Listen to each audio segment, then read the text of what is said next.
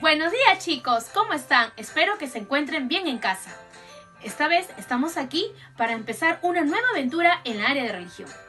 Hemos estado de fiesta, ¿no? Todas estas semanas hemos estado festejando un año más de nuestro colegio. Espero que lo hayan pasado bien de casa. Así que atentos a lo que vamos a hacer el día de hoy. En esta ocasión vamos a escuchar y también vamos a ver una historia acerca de un personaje que quizás ustedes conocen. Quizás en algún momento han escuchado de él o lo han visto por la televisión. Pero para eso prestamos mucha atención a la historia que te vienen a contar a continuación. El Señor nos ha bendecido con un nuevo Santo Padre. Pero ¿quién es Él? ¿De dónde viene? ¿Cómo es? Jorge Mario Bergoglio nació en Buenos Aires, Argentina, el 17 de diciembre de 1936. Su padre trabajaba en el ferrocarril, su madre ama de casa. Juntos criaron a Jorge y a sus 4 hermanos. Le encantaba la química y trabajó duro para obtener su título de técnico químico. Pero luego sus planes cambiaron, así que a la edad de 21 años entró al noviciado jesuita y tras años de estudio y oración fue ordenado sacerdote. Su ordenación marcó el inicio de una vida llena de felicidad y alegría, donde Jorge fue capaz de servir a los demás de muchas maneras. Además de llevar los sacramentos, ha sido profesor, guía espiritual de jóvenes jesuitas y sí, hasta el día de hoy, un gran amante del fútbol. Su equipo favorito es San Lorenzo de Almagro. Unos años más tarde, su comunidad le pidió servir a sus hermanos como superior provincial y luego, años después, como el rector del seminario. Y si piensas que es demasiado, aún falta, che. Dios lo llamó también a ser obispo. Y mientras todas sus responsabilidades crecieron, él sabía que la mejor manera de servir era siendo humilde, permaneciendo cerca del Señor en la oración y siendo fiel a la iglesia. Esto no siempre ha sido fácil. Muchas veces tuvo que hacer frente a situaciones difíciles y malos entendidos. Aún así, el amor verdadero siempre requiere sacrificios. ¿Dije que él hizo todo esto solo con un pulmón saludable? Es cierto. Cuando era adolescente lo tuvieron que operar para removerle una parte deteriorada de su pulmón. Sin embargo, fue aquí cuando Jorge supo que el Espíritu Santo daría siempre un respiro extra por él. Y bueno, para variar un poco, después de unos años de ser obispo, el Papa Juan Pablo II lo nombra cardenal. Muchos tienen ideas exageradas de la vida de un cardenal. Para él, sin embargo, las cosas permanecieron igual.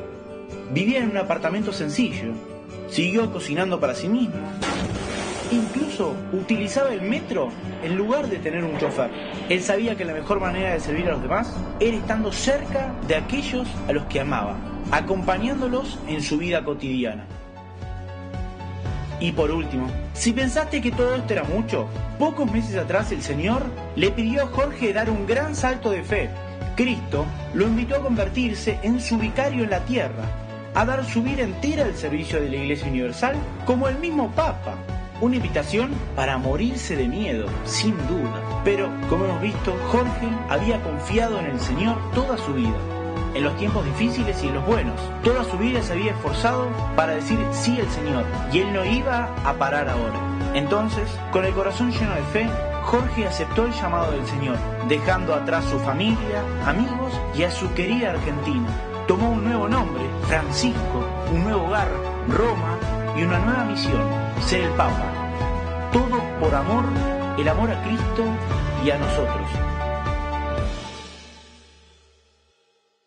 Después de haber escuchado la vida de este gran hombre que se llama el Papa Francisco, vamos a sacar algunos datos acerca de la vida de él. Como bien hemos visto en el video, él no se llama Francisco. Su verdadero nombre es Jorge Mario Bergoglio. Él nació en el país de Argentina en el mes de diciembre, para ser más exactos, el 17 de diciembre. También hemos visto en la historia que él pertenecía a una familia muy católica, pero él tenía otros planes antes de ser sacerdote. Pero luego descubrió el llamado de Dios. A ver, ¿a qué edad descubrió el llamado de Dios? A ver chicos, a ver si se acuerdan de lo que decía en el video. Ah, muy bien, sí. Listo, él teniendo 21 años, él descubre el llamado de Dios. Es así que él ingresa al convento para poder formarse como religioso.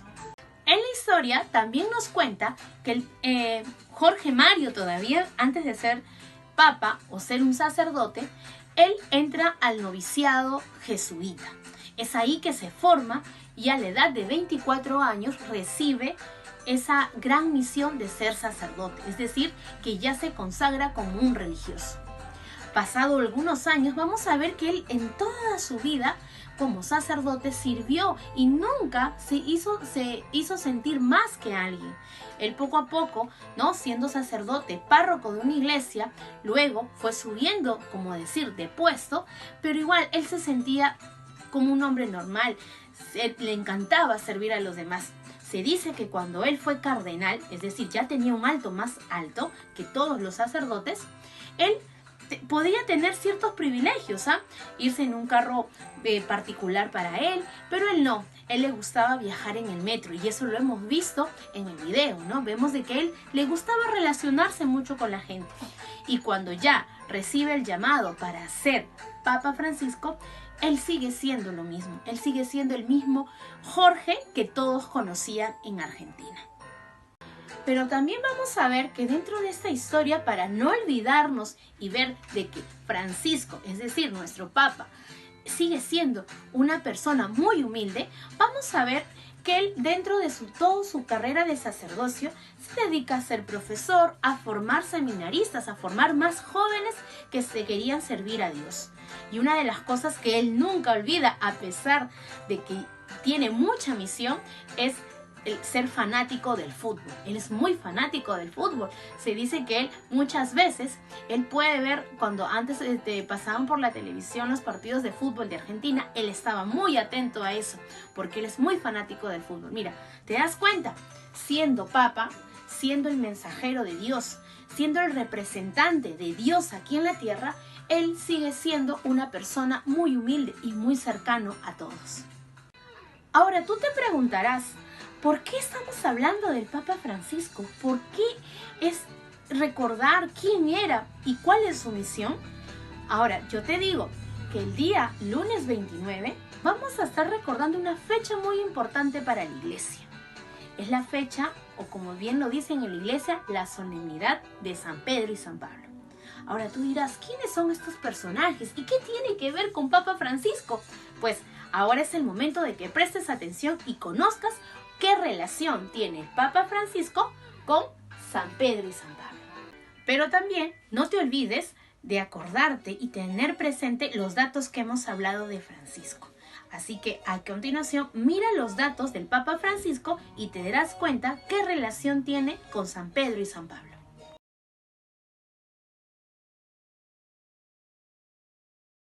Todo del día.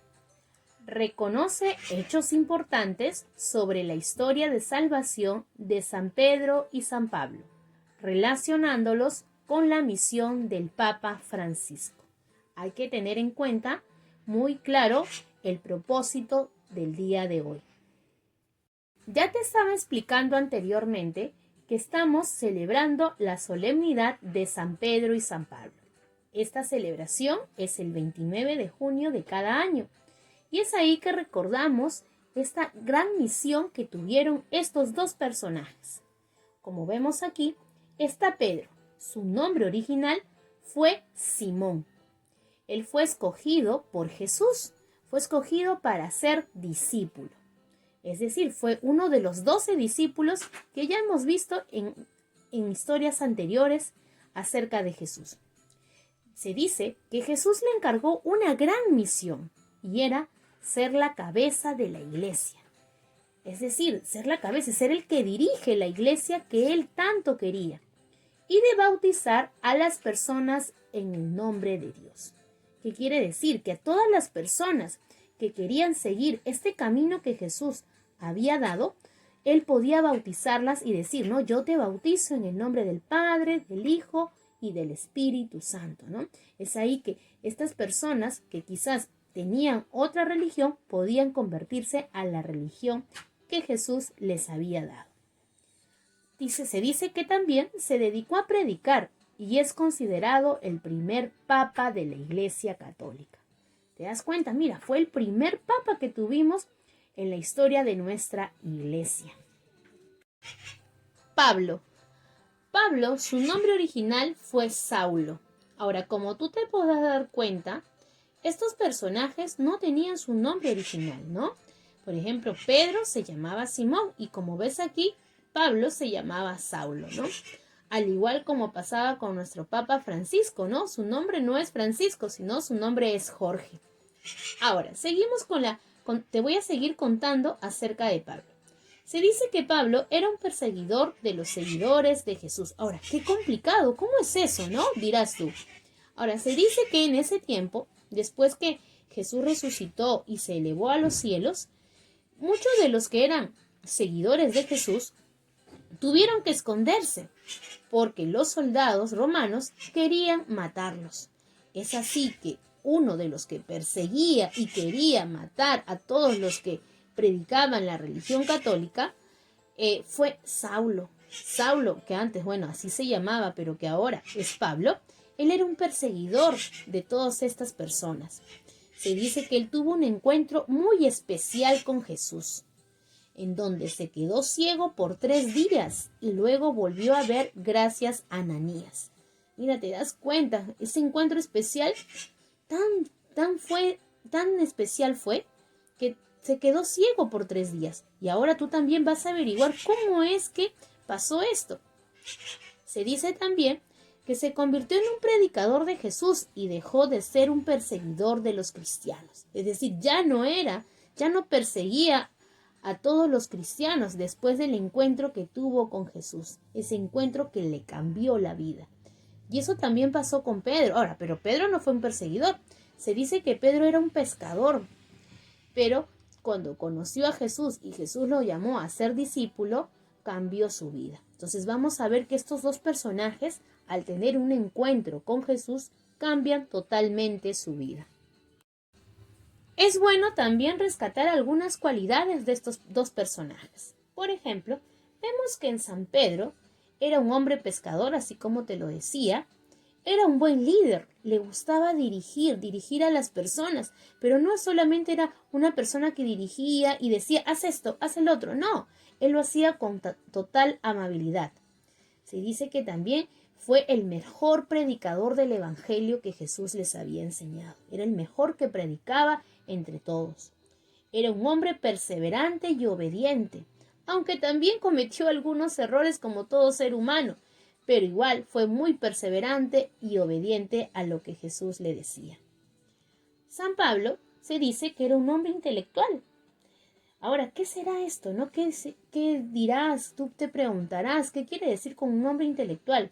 Si tú lo ves ahí en la imagen, lo vemos con un libro. Se dice que San Pablo era un hombre muy estudioso, un hombre que llevó estudios muy buenos al lado de los maestros de la ley. También se dice que es un ejemplo de arrepentimiento, ¿no? Como te contaba anteriormente, él, al encontrarse con Jesús, se arrepintió de todas las cosas que había hecho, de todas aquellas cosas que lo llevaron quizás a ser el perseguidor de los cristianos. Y él se arrepintió al tener ese encuentro con Jesús. También se convirtió en un predicador fiel a Jesús.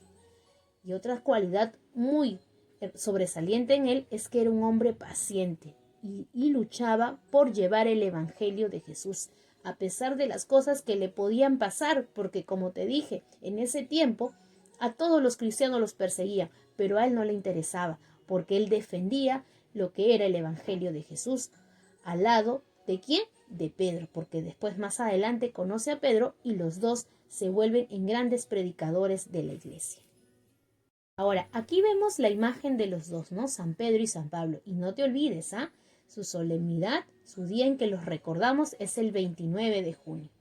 Y ahí dice algo muy importante, son considerados los pilares de la iglesia.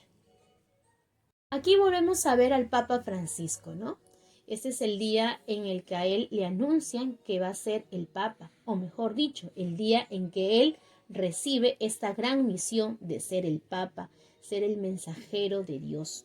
Y aquí vemos algunas frases como las que le llama ¿A quién, no? Como le llamamos nosotros, como lo podemos conocer, ¿no? Es un nombre, Papa Francisco, pero también muchas personas le dicen el sucesor de Pedro, porque él fue, recordemos, Pedro fue el primer papa, y él es uno de los que después vino a ser papa en nuestra tierra. Luego, vemos que también le llaman el vicario de la iglesia, y luego también le llaman el representante de Jesús en la tierra. Después de haber escuchado acerca de la vida de estos personajes, que como bien lo decía y te lo explicaba, son los pilares de la iglesia, y ahora ellos, ¿no? Vimos cómo formaban la iglesia que Jesús tanto quería. El primer llamado que hace Jesús es a Pedro, y luego, pasado algunos meses, el llamado se lo hace a Pablo.